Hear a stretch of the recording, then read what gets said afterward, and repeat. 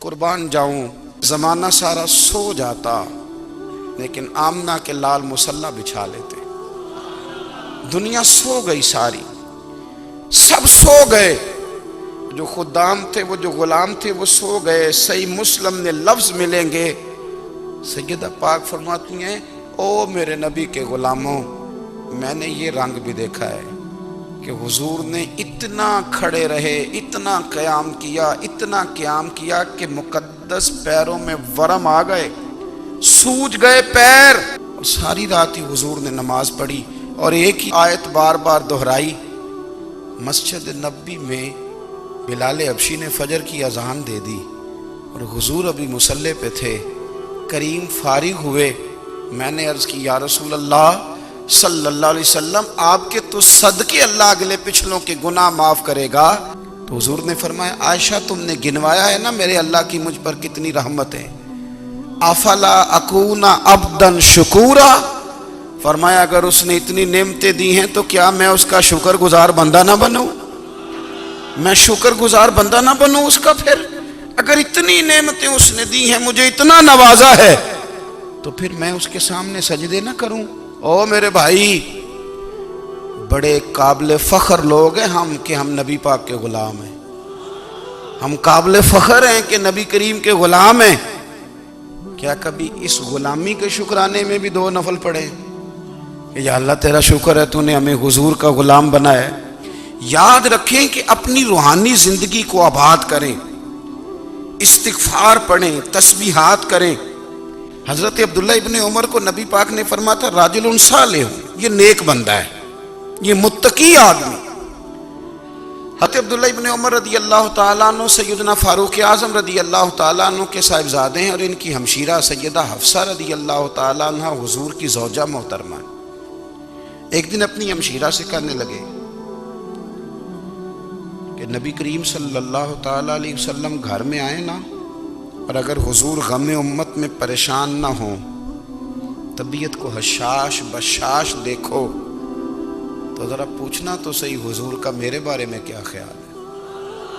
حضرت عبداللہ ابن عمر رضی اللہ تعالیٰ عنہ کے بارے میں پوچھا تو سیدہ فرماتی ہیں کہ نبی کریم صلی اللہ تعالیٰ علیہ وسلم نہ زیر لب مسکرائے اور فرمایا حفصہ تیرا بھائی ہے تو اچھا،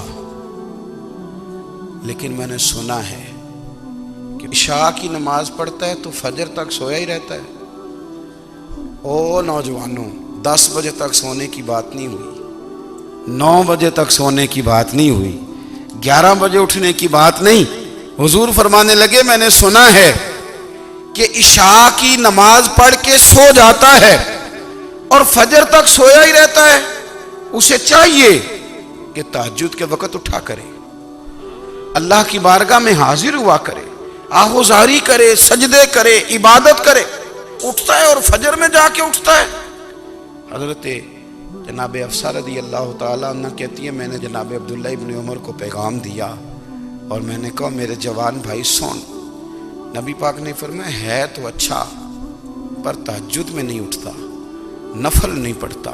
او میری ملت کے جوانوں، مزہ نہیں آ جاتا جب ساری دنیا سوئی ہو، ساری دنیا، اور بستر بھی گرم ہو اور نیند بھی پورا غلبہ کر رہی ہو، اور اچانک گھنٹی بجے دماغ میں، آنکھ کھلے، گھڑی پہ نظر پڑے، 3:30 4 بجے کا پیغام گھڑی بتائے، اور کوئی چڑھتی جوانی والا اٹھ کے وضو کرے، اور جب وہ مصلی کھول کے بچھائے تو مدینے والے محبوب کہتے ہیں کہ ہر نماز پہ رب ثواب دیتا ہے، اور جو اٹھ کے تہجد کی نماز پڑھے اسے دیکھ کے تو رب مسکراتا ہے، جو اس کی شان کے لائق ہے، جو اس کی شان کے لائق، وہ مسکراتا ہے، خوش ہوتا ہے کہ میرا بندہ تہجد میں اٹھ گیا، وہ مسکراتا ہے.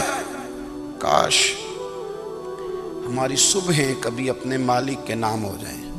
رسول کائنات نے فرمایا، رب کریم فرماتا ہے جب میرا بندہ ہاتھ اٹھاتا ہے نا تو مجھے حیا آتی ہے کہ میں خالی کیسے لوٹا دوں اس کے. اتنے بڑے بادشاہ کی بارگاہ میں اپنی روحانی زندگی آباد کریں، اپنے مصلی کو وقت دیں، اور دنیا سے چھپ کر اس موبائل کو بند کر کے اور اپنے آپ سے بھی چھپ کے اور تنہا ہو کے چھپا کے سارا کچھ اپنے آنسو اپنے رب کی بارگاہ میں پیش کریں، اس کے حضور حاضری دیں۔ سنو نا ترمذی کی حدیث، اور اسے یاد رکھنا، نبی پاک علیہ السلام نے فرمایا اپنے دکھ لوگوں کے سامنے نہ بیان کرنا، سیٹھوں نوابوں کو نہ بتاتے پھرنا، دنیا داروں کے سامنے جا کے نہ رونا کہ میں تکلیف میں ہوں۔ فرمایا اگر دنیا داروں کو دکھ بتاؤ گے رب تمہیں کبھی غنی نہیں کرے گا، اور لوگ ہیں کہ الٹا مذاق اڑائیں گے۔ آپ کی جس سے بڑی پکی یاری ہے نا، پکی، لوگوں کی تعلقات آپ کے ساتھ تب تک ہیں جب تک آپ ان سے کوئی ضرورت وابستہ نہیں کرتے۔ کریم ابو فرمانے لگے بندوں کے سامنے دکھ نہ بیان کرنا، اللہ تجھے کبھی غنی نہیں کرے گا، تو اپنے دکھ اپنے رب کو بتا، تو دعائیں مانگ، تو اس کی بارگاہ میں حاضر ہو، تو اس کے حضور عرض کر۔ فرمایا اپنے دکھ اپنے رب کو بتا، وہ جلدی کرے یا دیر سے کرے تجھے ساری دنیا سے بے نیاز کر دے گا، تجھے کسی کا محتاج نہیں رہنے دے گا۔ حضرت ابو الحسن رحمۃ اللہ تعالی علیہ حضرت معاذ ابن جبل رضی اللہ تعالیٰ عنہ کے پاس بیٹھا کرتے تھے۔ فرماتے ہیں ان سے جو پیار بڑھا تو پھر میرا مصلے سے بھی بڑھ گیا۔ تابعی ہیں، فرماتے ہیں صحابی رسول سے محبت ہوئی تو ذکر سے بھی ہو گئی، پھر درود شریف سے بھی ہو گئی، محبت ان سے بڑھی تو پھر اللہ نے مسجد کا پیار بھی بڑھا دیا۔ آپ فرماتے ہیں کہ میری ہر وقت طبیعت چاہتی تھی کہ بس اللہ اللہ کروں، بس اللہ اللہ کروں، بس نہ میں ذرا تھوڑی جان چھڑاؤں لوگوں سے، کوئی 10 منٹ ملے تو میں کوئی 4 نفل پڑھ لوں، میں تھوڑا سا نہ بچوں لوگوں سے، اور مجھے تسبیح ملے تو میں نہ کوئی 400-500 دفعہ استغفار پڑھوں، سبحان اللہ، الحمدللہ، اللہ اکبر، لا حول ولا قوت الا باللہ، میں نہ تسبیحات پڑھوں۔ فرماتے ہیں کہ بچے تھے گھر میں 6-7، غربت تھی، کام ملتا کوئی نہیں تھا، اور میں کام چور نہیں تھا، کام ڈھونڈتا تھا، پر اللہ کی قدرت کے کام نہیں ملتا تھا۔ فرماتے ہیں کہ میں نے ایک دن اپنی اہلیہ سے کہا کہ آج میں پھر جاتا ہوں کام ڈھونڈنے، تو میری بیوی بڑی فرما بردار تھی، پر اس دن نہ غربت کے ہاتھوں تنگ آ کے کہنے لگی آج نانا کوئی تو چیز لے کے آیا، تو مجھ سے بچوں کی بھوک نہیں دیکھی جاتی، یہ سب روگاں دا روگ محمد جس دا نام غریبی، کنڈ بلا کے لنگ جاندے نہیں دوست یار قریبی، آج نہ کچھ لے کے آیا تو میں بچے لے کے میکے چلی جاؤں گی۔ شیخ فرماتے ہیں کہ میں بڑا پریشان گھر سے نکلا، پر میں نے صبح سے لے کے زور تک کام ڈھونڈا، کام ملا کوئی نہیں، تو میرے دل میں خیال آیا چلو کام نہیں ملتا تو اللہ اللہ تو کرے نا، چلو بندوں کی مزدوری نہیں ملتی تو رب کریم کی عبادت ہی کرتے ہیں۔ فرماتے ہیں کہ میں نے نا فرات کے پانی سے وضو کیا، نہر کے، شدید دھوپ تھی، ساتھ ریت تھی اور ریت تپ رہی تھی، میں نے اپنا رومال وہیں مصلی کے طور پر بچھا لیا، اور فرماتے ہیں کہ زور سے لے کر عصر تک نماز پڑھی، دھوپ بھی پورے زور پہ، پر میرے سجدے کا ذوق بھی پورے زور پہ۔ فرماتے ہیں سورج بھی چمک رہا ہے اور رب کی عبادت کا ذوق بھی پورے زور پہ، میں سجدہ کروں تو پھر میرا اٹھانے کو جی نہ چاہے۔ میرے استاد لکھا کرتے تھے، یہ ان کا شعر ہے، وہ کہا کرتے تھے مجھے سوز دے، مجھے ساز دے، اور مجھے نیم شب کا نیاز دے، دم سجدہ خود کو میں توڑ دوں، مجھے ایسا ذوق نماز دے، اور میں تیری بہار کا پھول ہوں، میں کھلا بھی ہوں تو تیرے لیے، مجھے میری شاخ سے توڑ لے، مجھے اپنی زلف کا ناز دے۔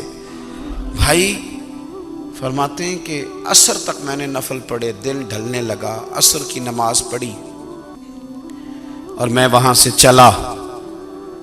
اب میں جب نکلنے لگا تو دل میں خیال آیا کہ چھوٹی چھوٹی دیواریں ہیں گھر کی، بغیر کچھ لیے جاؤں گا تو بیوی دور سے دیکھے گی تو شور کرے گی کہ پھر خالی ہاتھ آ گیا ہے۔ کہتے میں نے اپنے اسی رومال میں جس پہ میں نے نماز پڑھی تھی نا، رومال میں کی آخی دے پنجابی جو صافہ کہتے ہیں، اسی میں نا میں نے کچھ ریت بھر لی کہ وہ دور سے دیکھے گی تو سمجھے گی کچھ لے کے آیا ہے، چلو جا کے اسے بتا دوں گا کہ آج پھر مزدوری نہیں ملی۔ کہتے ہیں وہ ریت لے کر جب میں گھر میں گیا تو پہلے بیوی دروازے پہ کھڑی ہوتی تھی، پوچھتی تھی خالی ہاتھ آ گئے ہو؟ آج میں نے دیکھا تو ہے ہی کوئی نہیں۔ فرماتے ہیں میں اندر داخل ہوا، سلام لیے، کونے میں نے وہ رومال رکھ دیا اور میں نے آواز دی کہ بھلی مانس کہاں ہو؟ تو وہ کہنے لگی آپ منہ ہاتھ دھو لیں، میں روٹی لے کے آئی۔ میں نے کہا روٹی کہاں سے آ گئی؟ یہاں تو کئی دنوں کے فاقے، تو کئی دنوں کی غربت ہے، یہاں تو اس گھر میں تو فقیری ہے۔ فرماتے ہیں کہ وہ روٹی لے کے آئی اور اس وقت کی جو موجودہ نعمتیں تھیں، سمجھ لیں سلاد، اچار، ہر چیز ساتھ لائی۔ میں نے کہا کہ بچے کہاں گئے؟ کہنے لگی وہ کھانا کھا کے کھیلنے گئے، آپ کھانا کھا لیں آ جاتے ہیں۔ کھانا اس نے چن دیا۔ میں نے حیرت انگیز لہجے میں ساری نعمتیں اپنے دسترخوان پہ دیکھ کر کے بیوی سے پوچھا یہ کہاں سے آیا کھانا؟ بچوں کو تو نے کہاں سے کھانا کھلایا؟ یہ سارا کچھ کیسا ہے؟ تو کہنے لگی پتہ نہیں آج آپ کس کریم کی مزدوری کرنے چلے گئے تھے، پتہ نہیں کس کریم کی، میرے گھر میں تو اتنی نعمتیں آئی ہیں کہ مجھ سے سنبھالی نہیں جا رہی، اتنا اناج ہے، اتنا گندم ہے، کس کریم کے دروازے آج چلے گئے تھے؟ یہ کہتے کہتے وہ اٹھی اور اٹھ کر کے کہنے لگی پہلے ہی بڑا کچھ آیا تھا، اب کیا لے آئے ہو؟ اور جا کر کے نا اس نے وہ ریت والا رومال کھولا، کہنے لگے میں تو لے کے آیا تھا ریت، تو میرے رب نے اسے بھی سونے اور ہیرے بنا دیا تھا۔ میرے نبی پاک صلی اللہ تعالی علیہ وسلم نے فرمایا ہر چیز اپنے رب سے مانگ، ہر چیز مانگ، ہر چیز مانگ۔ یا رسول اللہ کیا کچھ؟ میرے محبوب نے فرمایا تیرے گھر میں نمک بھی ختم ہو جائے تو وہ بھی اپنے رب سے مانگا کر، تو مانگنا وہ تجھے دے گا، تو اس کی بارگاہ میں کشکول طلب دراز تو کرنا۔ ایک بزرگ فرماتے ہیں میں نے دعا مانگنے کا طریقہ اپنی بیوی سے سیکھا، دعا مانگنے کا طریقہ اپنی، سیکھنے والے تو اپنے بچوں سے بھی سیکھ لیتے ہیں، سیکھنے والے تو ہر ایک سے سیکھتے ہیں۔ وہ کہتے ہیں میں نے دعا مانگنے کا سلیقہ اپنی بیوی سے سیکھا ہے۔ حضرت وہ کس طرح؟ فرمانے لگے میری بیوی نے نا مجھے کوئی کام بتایا، کچھ پیسوں کی ضرورت کے لیے کہا، تو میں نے اسے کہا کہ بھئی ابھی میرے پاس نہیں ہے، کچھ دنوں میں آتے ہیں تو میں دے دوں گا۔ عورتوں کی عادت ہوتی ہے وہ بار بار یاد کراتی ہیں، 2-4 دنوں کے بعد پھر اس نے کہا حضرت وہ میں نے کہا تھا کچھ پیسے، میں نے اسے کہا کہ ابھی میرے پاس نہیں ہے، کچھ دنوں میں ملتے ہیں تو میں تمہیں دے دوں گا۔ اس نے کچھ دنوں کے بعد پھر کہا حضور وہ میں نے کچھ پیسے کہے تھے۔ فرماتے میں نے ڈانٹ دیا، میں نے کہا کہ کیا تو روز مجھے شرمندہ کرتی ہے، کہا نا میرے پاس نہیں ہے، ہوں گے تو دے دوں گا، تو روز یاد کراتی ہے۔ فرماتے ہیں اس نے پہلے تو میری ڈانٹ کو سہا، پھر میرے سخت جملوں نے اس کی آنکھوں میں آنسو پیدا کر دیے، پھر اس نے اپنے آنچل میں اپنے اس دکھ کو سمیٹا، اور پھر اس نے ایک جملہ کہا تو میں رو پڑا اور مجھے اپنے رب سے مانگنے کا طریقہ آ گیا۔ مجھے کہنے لگی حضرت جی آپ نے ڈانٹ دیا میں نے سہ لیا، پر آپ بھی میرے شوہر ہیں، بتائیں نا آپ سے نہ کہوں تو میں کس سے جا کے کہوں؟ فرماتے ہیں میں رو پڑا اور میں کھل کے رویا اور میں تڑپ کے رویا، اور پھر میری سسکیاں بند گئیں۔ تو مجھے کہنے لگی آپ کو کیا ہوا؟ میں نے کہا مجھے بھی دعا مانگنی آ گئی ہے، جب میں اسے کہوں گا نا اللہ تو ہی میرا رب ہے، میں تجھ سے نہ کہوں تو میں کس سے جا کے کہوں؟ میں کیوں کسی بندے سے سوال کروں؟ میں کیوں کسی دنیا دار سے کہوں؟ میں تیرے بندوں کا، نیک بندوں کا وسیلہ لے کے، تیرے محبوب کی غلامی لے کے تیری بارگاہ میں آیا، تجھ سے نہ مانگوں تو کس سے مانگوں؟ سمجھ آ گئی ہے جب میں اس رنگ میں مانگوں گا تو پھر رب میرے اوپر بڑا ہی فضل فرمائے گا، وہ میرے اوپر بڑی رحمت کرے گا، وہ میرے لیے آسانیاں کرے۔ عزیز دوستو ہم اس طرح کرنے لگ گئے ہیں کہ ہم نے نا اپنے تعلقات پر اعتماد کرنا شروع کر دیا ہے۔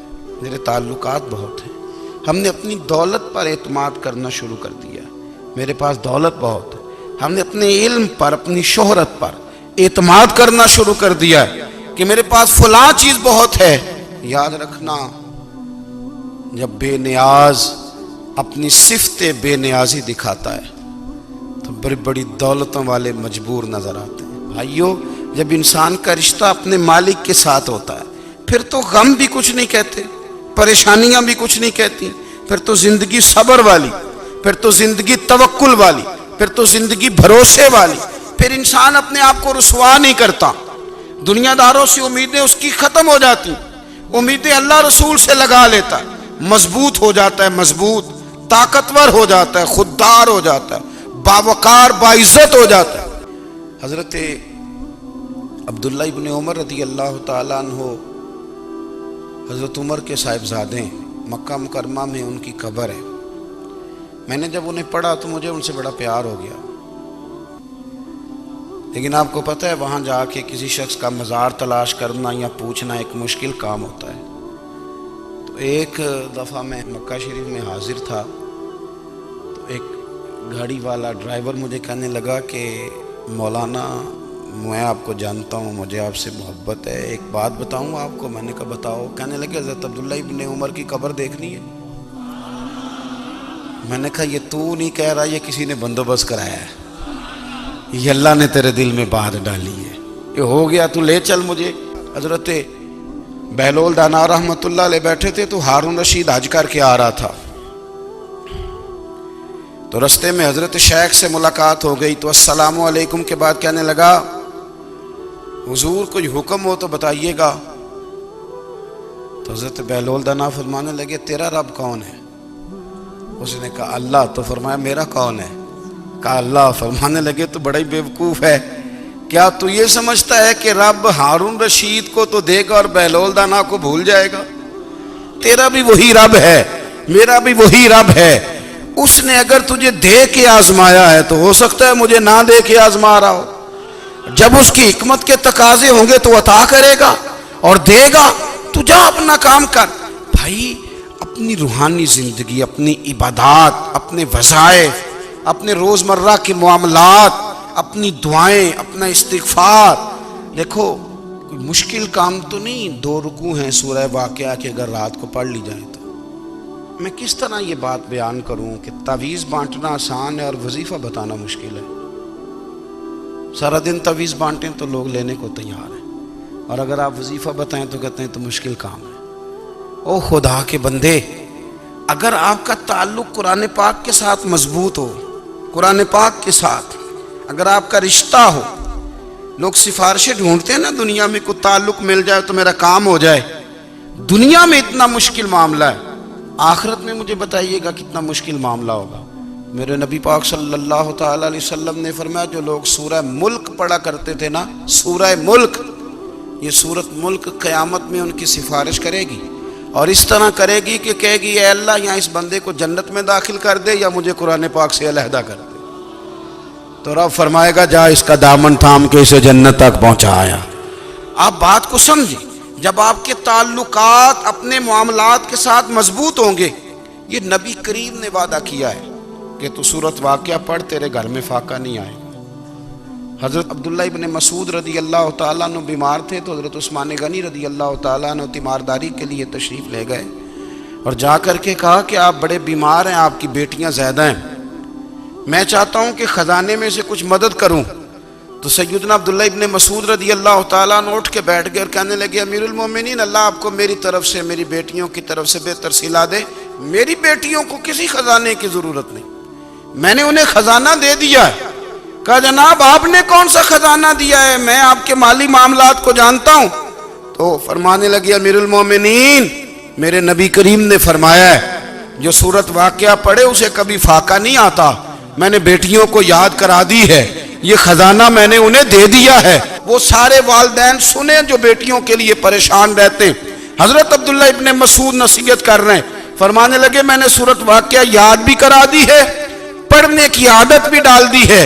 حضور نے فرمایا ہے جو سورت واقعہ پڑھے اسے فاقہ نہیں آتا۔ کہنے لگے چاند تو اپنی جگہ چھوڑ سکتا ہے، سورج گر سکتا ہے، تارے ٹوٹ سکتے ہیں، پر مدینے والے رسول کی بات غلط نہیں ہو سکتی۔ حضور نے فرمایا فاقہ نہیں آئے گا تو انشاءاللہ کبھی بھی نہیں آئے گا۔ کرنے کا کام یہ ہے کہ ہم اپنے معاملات، اپنی عبادات، اپنی دعائیں،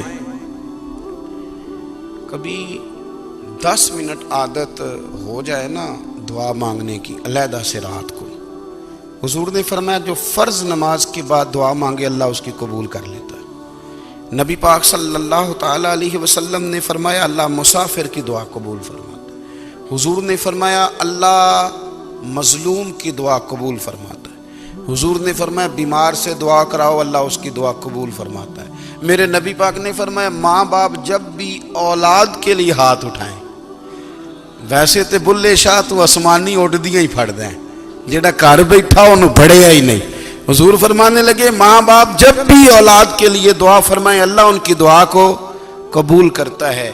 آپ اپنا تعلق بنائیں، دعا کے ساتھ، عبادت کے ساتھ، مصلی کے ساتھ رشتہ بنائیں، استغفار پڑھیں۔ صلاح الدین ایوبی صلیبی جنگوں میں تھے، رات کو مسجد اقصی میں نماز پڑھی تو پریشان تھے۔ ایک بزرگ سے ملاقات ہوئی تو وہ کہنے لگے کہ آپ بڑے پریشان ہیں۔ کہنے لگے حضور پریشان اس لیے ہوں کہ پہلے ہی مسلمان کمزور ہے، اب میں نے سنا ہے دشمن کا ایک بحری بیڑا وہ جنگی سامان سے بھرا ہوا آ رہا ہے، تو اب ان کے پاس اور تلواریں اور نیزے آ جائیں گے، مسلمانوں کے پاس پہلے ہی وسائل کی کمی ہے، پریشان ہوں کس طرح کر کے مقابلہ کریں گے۔ یہ بات کہتے ہی صلاح الدین ایوبی نے بزرگوں سے کہا حضور آپ بھی دعا کرنا، دعا کی بڑی طاقت ہے۔ میرے نبی پاک نے فرمایا دعا مومن کا ہتھیار ہے، دعا مومن کا۔ حضور نے فرمایا تقدیر کو سوائے دعا کے کوئی چیز نہیں بدل سکتی، دعا مومن کا ہتھیار ہے، یہ کافر کے پاس کوئی نہیں، یہ ہتھیار ہے مومن کا۔ اللہ کرے آپ کو سمجھ آئے، پھر سنیں، کئی بار کہہ چکا ہوں یہ ہتھیار ہے۔ کافر کے مقابلے میں جو تیرے پاس سب سے بڑا ہتھیار ہے وہ دعا ہے۔ دعائیں کرانی چھوڑ دی، کرنی چھوڑ دی، لینی چھوڑ دی۔ حضرت سیدنا انس بن مالک رضی اللہ تعالیٰ عنہ فرمایا کرتے تھے میں نے وہ رنگ دیکھا ہے جب حضور دعا مانگتے تھے اور حضور کی مقدس آنکھوں میں آنسو بھی ساتھ ہی بہا کرتے تھے، میں نے وہ انداز دیکھا ہے۔ تو صلاح الدین ایوبی بزرگ سے کہنے لگے آپ بھی دعا کیجیے، اور خود رونے لگے اور سر سجدے میں رکھ کے رونے لگے، اور عشاء سے لے کر فجر تک روئے، خوب روئے۔ صبح وہ بزرگ آئے تو صلاح الدین ایوبی کا خوبصورت اور ہنستا ہوا چہرہ دیکھا، کہنے لگے آپ بڑے خوش ہیں، رات تو میں نے بڑے روتے ہوئے دیکھا تھا۔ تو کہنے لگے حضور وہ جو بحری بیڑا آ رہا تھا نا وہ پانی میں ڈوب گیا ہے، اب وہ نہیں آ رہا، ابھی خبر آئی ہے تو میں بڑا خوش ہوں۔ بزرگ کہنے لگے اوٹ سینے سے لگ اور سن ایک بات، وہ بحری بیڑا پانی میں نہیں ڈوبا، وہ تیرے آنسوؤں میں ڈوب گیا ہے۔ وہ جو تو رات رویا ہے نا رب کریم کی بارگاہ میں تو وہ ڈوب گیا ہے۔ بھائی اپنا مصلی کا، عبادت کا، وظائف کا، اللہ اللہ کا سلسلہ اس کو مضبوط کریں، اپنی دعاؤں کے تعلق کو مضبوط کریں۔ دعائیں بڑے انقلاب برپا کر دیتی ہیں۔ ہم تھوڑے تھوڑے نا جب سے خشک ہوئے ہیں نا، خشک، اور میری تو جماعت ہی صوفیاء کی جماعت تھی، ہم تو داتا علی اجمیری کی جماعت سے، ہم تو خواجہ اجمیری کی جماعت سے، ہم تو شیخ احمد فاروق سرہندی کی جماعت سے، ہم تو صوفیاء کی جماعت۔ ہماری جماعت نے بھی وہ تعلق جو ہمارے بزرگوں نے بنایا تھا۔ بزرگ اللہ کے قریب کیسے جاتا ہے؟ تو ہمارے یہاں نا بہت سارے لوگ کہتے ہیں جی نظر ہو گئی تو کام ہو گیا۔ بھائی جو بخاری مسلم میں طریقہ ہے نا اللہ کا قرب پانے کا وہ تو نفل ہے۔ نبی کریم علیہ السلام نے فرمایا بندہ نفلوں کے ذریعے رب کے قریب جاتا ہے، اور اتنا قریب جاتا ہے کہ پھر اللہ اس کی زبان بن جاتا ہے، اللہ اس کی آنکھیں بن جاتا ہے، کان بن جاتا ہے، ہاتھ اور پیر بن جاتا ہے۔ تو یہ تو عبادت ہے، یہ تو اللہ کی بارگاہ کی حاضری ہے جو آپ کو اللہ کے قریب کرے گی۔ تو اپنے نماز کو اہمیت دے کے ادا کریں، نمازیں موبائل بند کر کے ادا کریں۔ لیکن نا کچھ لوگ کہتے ہیں مجھے ٹائم نہیں ملتا نماز کا، تو میں کہتا ہوں یہ آپ نے بڑی جرت کی بات کی ہے۔ مجھے کو میرا پیر بھائی کہہ دینا میرے پاس ٹائم نہیں آپ کو ملنے کا، تو میں کہتا ہوں آج کے بعد آنا ہی نہ۔ تو کیا سمجھتا ہے تو بہت بڑا آدمی ہے، تیرے پاس ٹائم نہیں ہے اور ہمیں ملنے کا ٹائم، موج کر۔ تو آپ نے اللہ رسول کو کہہ دیا ٹائم نہیں۔ اور عجیب فلسفہ ہے نا، کہا جائے نماز پڑھنے آؤ تو کہتے ہیں کپڑے ٹھیک نہیں، اور کہا جائے کہ آؤ ذرا دعوت پہ چلیں تو کہتے ہیں 1 منٹ ٹھہر میں کپڑے بدل کے آیا۔ نماز کے لیے کہا تو کہتے ہیں ٹھیک نہیں، دعوت کے لیے کہا تو کہتے ہیں میں ذرا تیاری کر لوں، یوں جانا مناسب نہیں۔ یہ معاملہ ٹھیک نہیں۔ رب تو فرماتا ہے کہ جب تم مسجد میں آ تو زینت اختیار کر کے آ، خوب ذوق سے دعا مانگے، خوب شوق سے نماز پڑھیں، خوب استغفار کا مزاج بنائیں۔ آپ لوگوں کے بیچ رہ کے سکھ حاصل کرنا چاہتے ہیں، لیکن آپ کو پتہ ہے کئی مہینے غار حرا میں رہنا بھی مدینے والے محبوب کا طریقہ ہے۔ ہر سال اعتکاف بیٹھنا الگ سے، یہ بھی حضور کا طریقہ ہے۔ مسجد نبوی کے اندر دروازہ کھلتا تھا نبی کریم کا، پر گھر کے اندر نفل پڑھے نبی پاک، اور حضور فرماتے ہیں کچھ نفل نماز گھر میں بھی پڑھا کرو، گھر کو قبرستان نہ بناؤ۔ ہمارا گھر اللہ کے ذکر سے آباد ہوگا اگر ہم نماز پڑھیں گے نا۔ میں جب سنت پڑھنے کے لیے گھر میں کھڑا ہوتا ہوں تو میرا جو 2.5-3 سال کا بیٹا ہے نا، وہ بھی میرے ساتھ نماز پڑھنی شروع کر دو۔ اسے پتہ کوئی نہیں نماز کیا ہوتی ہے، لیکن وہ بھی نا سجدہ نہ بھی کرنا ہے تو ساتھ لیٹ ضرور جاتا ہے۔ پتہ چلا بچے لیکچر دینے سے نماز نہیں پڑھتے، نماز شروع کر دیں تو بچے بھی شروع کر دیتے ہیں۔ ہم جب پریشان ہوتے ہیں تو لیکچر دیتے ہیں، تو لیکچر تو باہر شاید چل جائے، گھر میں کیسے چلے گا؟ گھر میں تو عمل چلے گا۔ تو میرے عزیز، آج کے اس روحانی اجتماع میں ہمارے دوستوں نے جو محنت کی، ہم نے بار بار اپنی نیت سے پوچھا خدا ہمیں معاف کرے اگر کوئی ذاتی شہرت ہے، کوئی ہمارے ذاتی مفادات ہیں، رب ہمیں ہدایت دے۔ ہماری یہ خواہش تھی کہ روحانی اجتماع ہمیں تھوڑا سا اللہ اور اس کے رسول کے جانب مائل کرے، کچھ ہمارا رشتہ مصلی کے ساتھ مضبوط